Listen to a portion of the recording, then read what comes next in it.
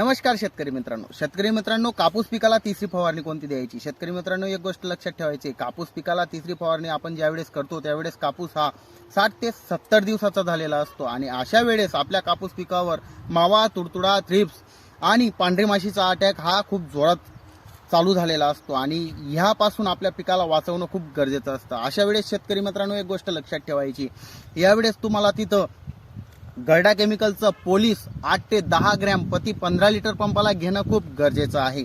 किंवा शेतकरी मित्रांनो, तिथं तुम्ही आपाची यूपीएल कंपनीचं आपाची 16 ते 17 ग्रॅम प्रति 15 लिटर पंपाला घेणं खूप गरजेचं आहे। आणि जर शेतकरी मित्रांनो ते पण अवेलेबल नसेल आणि अटॅक खूपच जास्त असेल, पांढरी माशीचा अटॅक खूप जास्त असेल, मावा, तुडतुडा, थ्रिप्स याचा अटॅक म्हणजे सकिंग पेस्टचा अटॅक जर खूपच अतिशय भीषण प्रमाणात असेल तर अशा वेळेस तुम्ही तिथं बेस्ट ॲग्रोचं रॉनफिन 25 ते 30 ml प्रति 15 लिटर पंपाला घेणं खूप गरजेचं आहे शेतकरी मित्रांनो। त्यासोबत तुम्हाला एक इसाबियान म्हणून टॉनिक सुद्धा तिथं वापरणं खूप गरजेचं आहे शेतकरी मित्रांनो। इसाबियान हे आपल्याला 40 ते 50 ml प्रति 15 लिटर पंपाला घेणं खूप गरजेचं आहे शेतकरी मित्रांनो। माहिती आवडली असेल तर तुमच्यासारखा गरजवंत शेतकऱ्यांना आपले हा व्हिडिओ पाठवायला विसरू नका। तोपर्यंत धन्यवाद।